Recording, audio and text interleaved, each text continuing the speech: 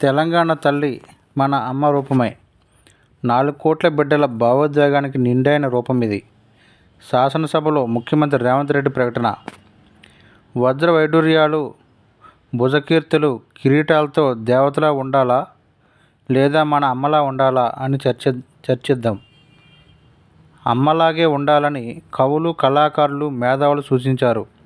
సంస్కృతి, సంప్రదాయాలు, చారిత్రక నేపథ్యాల ఆధారంగా విగ్రహాన్ని తీర్చిదిద్దాం. విగ్రహావిష్కరణ కొందరికి నచ్చడం లేదు.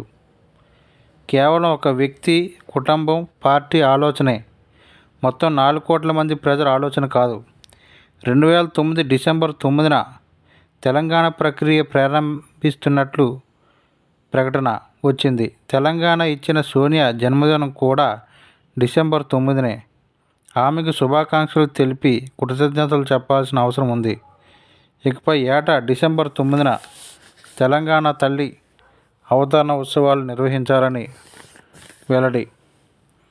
విధ్వంసం నుంచి పునర్నిర్మాణం వైపు అడుగులు.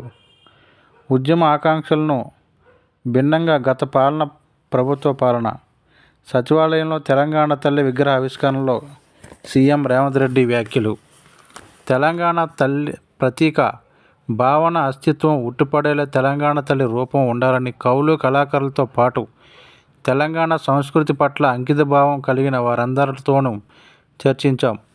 తెలంగాణ మూర్తి దేవతల వజ్ర వైడూర్యాలు, భుజకీర్తులు, కిరీటంలా ఉండాలా మన అమ్మలా ఉండాలా అనే ప్రస్తావన వచ్చింది.